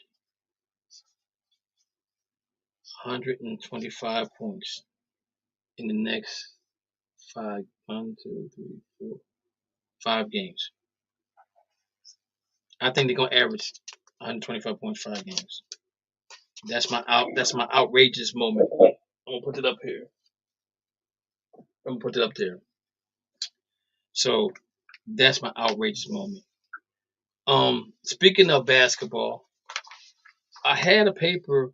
I think we talked about this last week about how many technical fouls has been called on the players of the NBA. It's outrageous right now. Per game last week, it was at least 2 technical fouls per game up until Monday that I talked about. I don't know what they did this weekend, but John Morant asked the referee if he had bet on FanDuel and was handed a technical foul. Dana, why are you going to give the man a technical foul because he asked you a question? The only thing he said was, "Yo, you must have bet it on FanDuel," and he checked him up. The referees, they need to do something about the referees in the NBA. They are tech savvy heavy. You got John. Because he told on him. You got Draymond with 4 technical fouls already. So you know when you get was it 6, 10, whatever, I can't remember how many you get. Then you had to sit out a game. From that point on, every time you get a tech, you got to sit out a game. Yo, what is wrong with the referees right now? The players can't. You play with so much emotion, and sometimes your adrenaline get the best of you. And even if you just slap your knee or slap your hands or do whatever you do, that's just part of the game. You know what I'm saying? Let these guys express themselves on the basketball court. That's what they do. Nobody comes to see the referee at all. Nobody comes to see the referee play. Nobody comes to see the referee plays. You know what I'm saying? And that's the problem with the NBA right now is that they just don't get it, man. They need to talk to referees about this situation and get this thing straightened out because it doesn't make any sense at all. None whatsoever. The way these referees are doing these players and all the technical fouls is going on. So here, let me just read you the article right here. It says John Morant was issued a technical foul for asking the referee if he had placed a bet with FanDuel during the first quarter of the Memphis Grizzlies 109-106 loss to the Boston Celtics. Over the past, we got somebody that popped on the line. Did somebody pop online? Yes, sir. Hey, Kevin. Who we got? Marquise. Oh. From Maryland, right? Baltimore? Yeah, okay. Oh, what's up, man?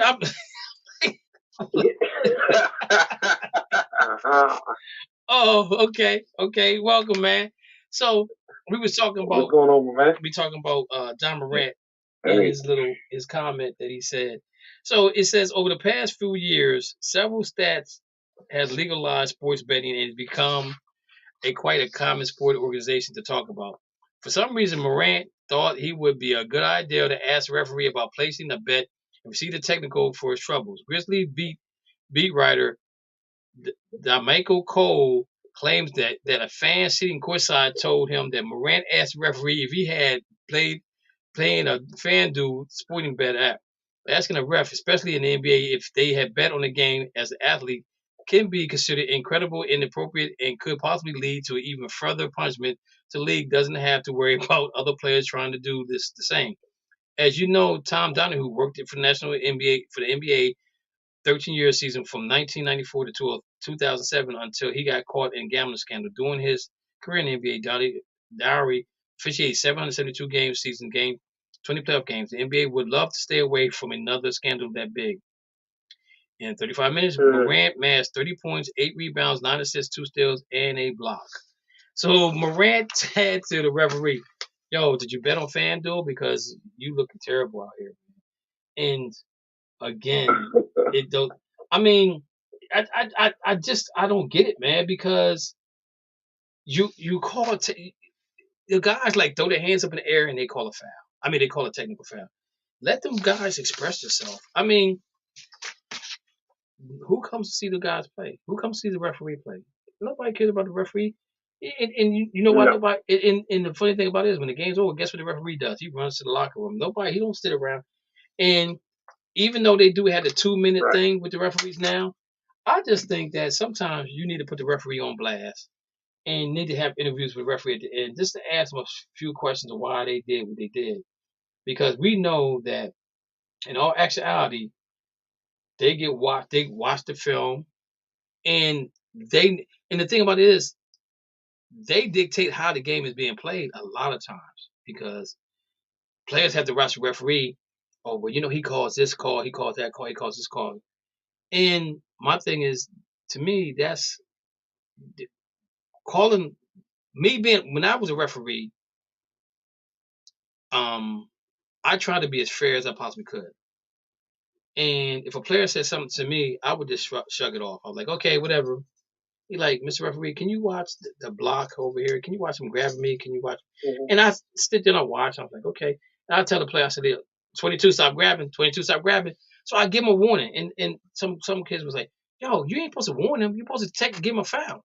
I'm like, but you're being overly aggressive with him, so that's why he's tugging. You know what I'm saying? So I kind of gave some leeway, but I was never consistent in doing one thing one way. And I think that's the problem with I think that's the problem in the NFL. I mean, in the NBA, because you got certain referees that call certain things, and I don't care. Even as a human being, you have the tendency to not like certain players because of what certain players say to your referees. Do anybody disagree with that? Anybody want to comment on that? Marquise, would you like to comment on that situation? Yeah, I agree with you because I actually think some of them be betting. Like if you watched last week, I think it was last Sunday, it was the Redskins versus the Vikings. So the Redskins got 3.5 points. Taylor Heineke literally threw the ball up. Harrison Smith was about to intercept the ball. The ref tackled him. And then Terry McLaurin scored. Yeah, I remember that. So the Redskins covered. Okay. The spread. They do. Yeah, it's very interesting how things go. I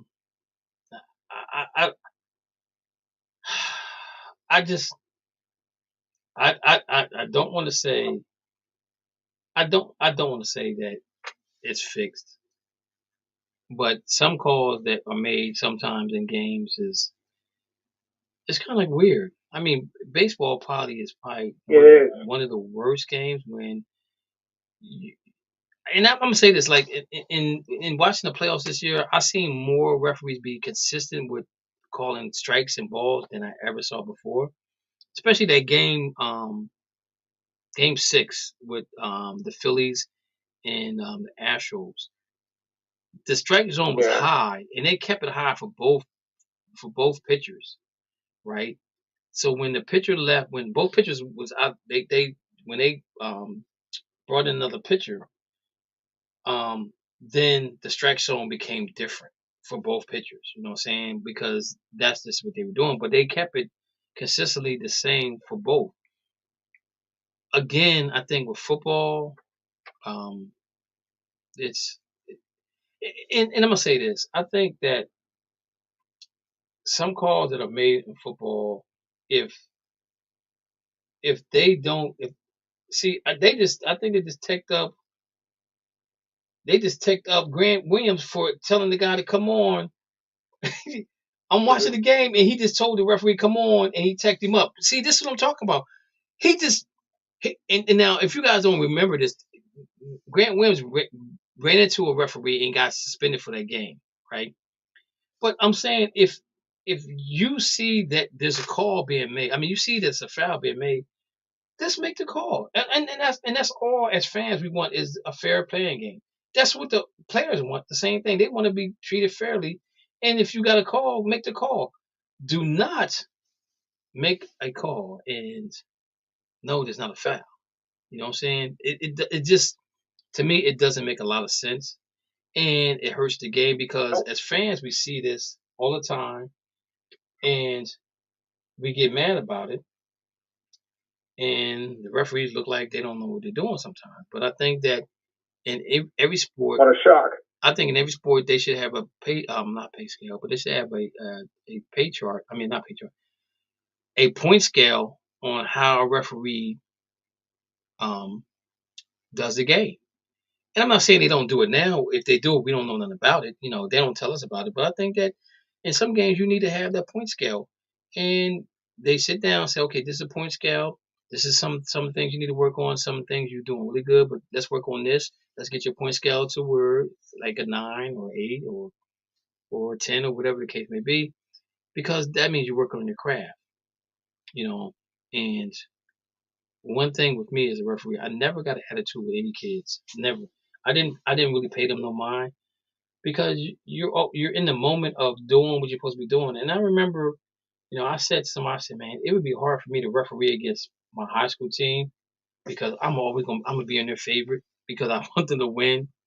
And I remember I did a summer league game with them, and a couple of the kids knew who I was, but most of them didn't know me. And I think I did a pretty good job. You know, my head referee came over to me. He said, "Yo," he said, "you're gonna be a really good ref." He said, "Because you're really into it." You know, the only thing stopped me from refereeing is because I ended up coaching basketball, which I'm getting ready to do again, guys. I'm getting ready to coach the 7th, 8th grade girls Yep. here. It's gonna be a lot of fun for me. Great. I get to teach and not coach. You know what I'm saying? That's what I want to do, is teach them to be studious students in the classroom, and then come out on the basketball court and enjoy it. And that way, the classroom takes care of itself. Basketball take care of itself. You don't have to worry about coming to me and say, Coach Dixon, I'm failing the class. And I'm gonna say, okay, well, let's see what's going on. Let's see if we can fix this. You know, this is your first chance. Okay, we're gonna get you some tutors. We're gonna get you right. Second time, okay, well, you know, I know things are a little rough at home, or you know, you're going through a little boy situation or girl situation. No, let's see if we can fix. Third time, basketball ain't where you need to be, because you can't focus on what you need to focus on. So we want them to focus on the classroom first and basketball second. So I'm really excited for that. Going forward for myself, I'm really, really, really excited for that. We got about 8 minutes left.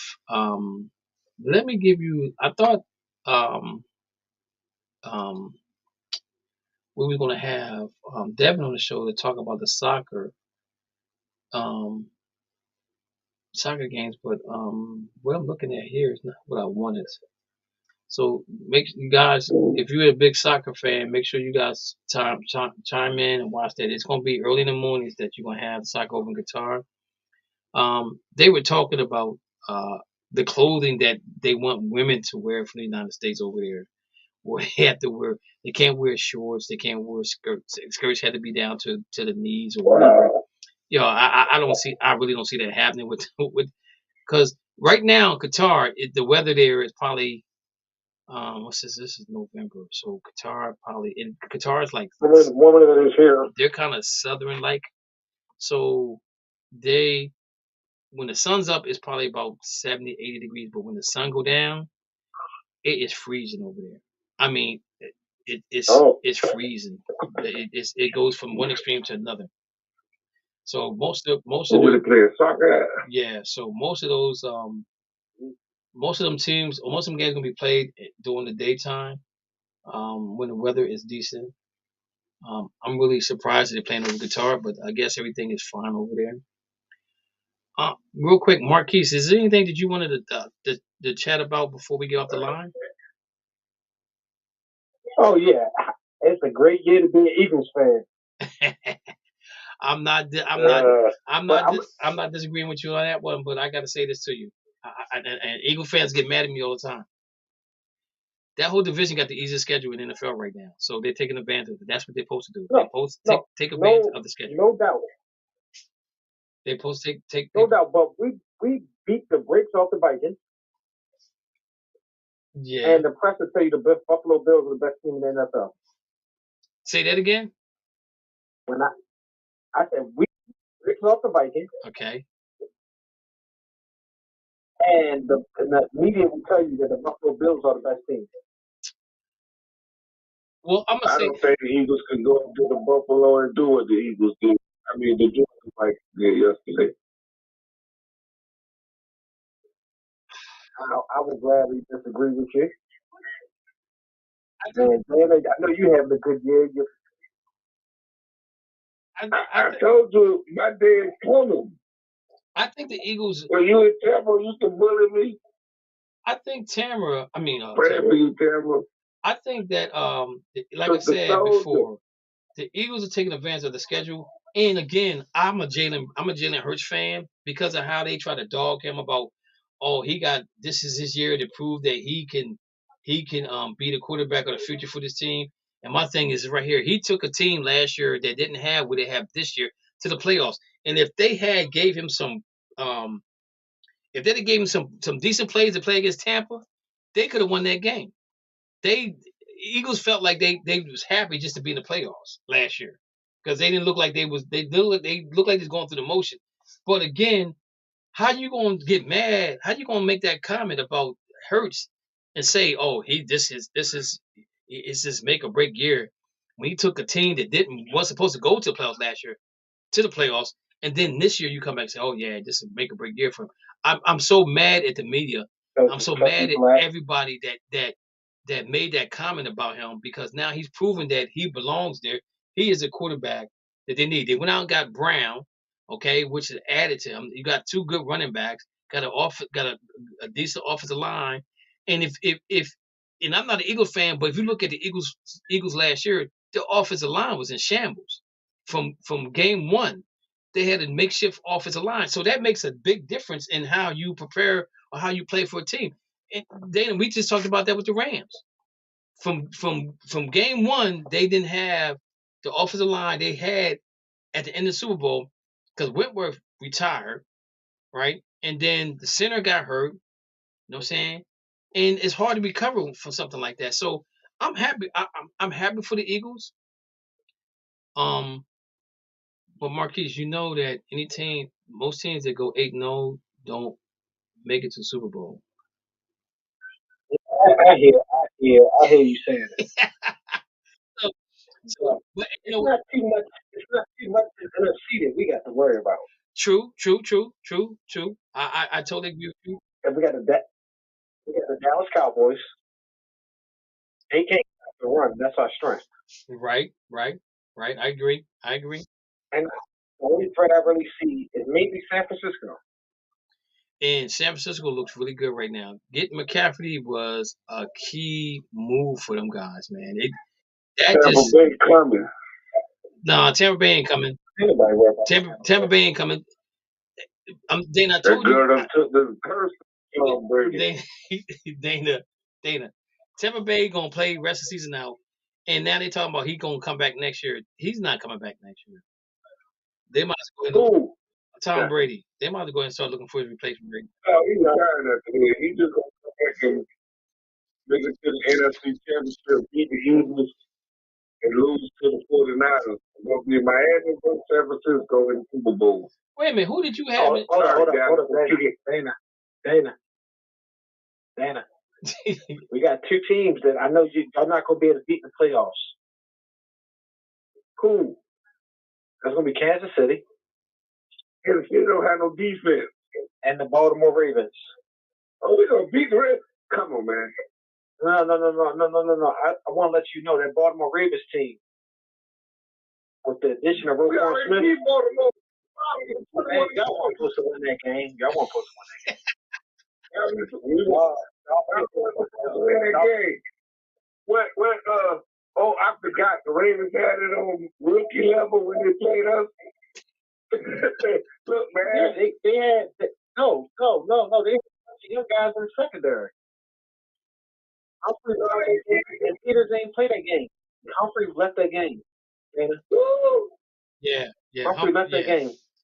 Yeah, he did. He did lead that game. He didn't do nothing when he was playing that game. Yes, he did. The Ravens was up by 3 touchdowns when Humphrey was playing. He didn't do nothing. Listen, Tyreek didn't have 100 when he was in the game. Listen, man. Tyreek picked on some young guys. Hey, all that Who won the game? And listen, Dana, I got one statistic for you, Dana. I got one statistic for you, Dana. All that yakety yak. Tua don't got a strong It ain't arm. about statistics. Hold up. It ain't about Dana, let me tell you statistics. It's about wins and losses. You don't get in the Super Bowl because your quarterback threw for the most yards. Dana, let me say one thing. And losses. Dana, can I say one thing? Go ahead. Listen, and this is not the NFC. In the AFC, you play in outside bad weather stadiums. Tua don't got a strong arm. Tua don't got a strong arm. Well, you know what though? They said that he's 0-3 in cold weather stadiums. He's 0-3, Dana. Who? Tua is. Oh man, that's what they say. Then the y'all be Buccaneers playing go in down Miami. there and beat the Philadelphia Eagles to go to the Super Bowl when it was cold. Like Sam said, both teams got to play, and they blew them out. Okay. Hey, Dana, you want bet? You want bet again? No, man, I ain't betting you no more. You and Cameron know that voodoo. All right, guys. I don't trust you up, Northern. Hey guys, it's 8:00. I got to go. But man, it was good talking to you guys. Hey, Marquise, you're always welcome to come and call the show. And do what we do, how we do what we do here. So, with that being said, guys, you guys enjoyed this Monday night game. Yeah, you call back next week, Marquis. I'll make sure more. All right, guys. Y'all be safe. Commanders 34, Eagles 20. Yo, he's tripping. He's really tripping right now. He's really tripping. Thank you for listening to the Just Us Sports Talk Show. You have been entertained in the sports world by K. Dix from Harrisburg, Pennsylvania, the small city with a large heart. Dana the Hater Clark from St. Petersburg, Florida. G-Dub from Austin, Texas. Murray E. Baskerville from Be More Careful, Baltimore, Maryland. And Coach Ricky from Charleston, South Carolina. Remember, we throw stones and we do live in glass houses. Big time players make big time plays and big time games. Stay ready to be ready.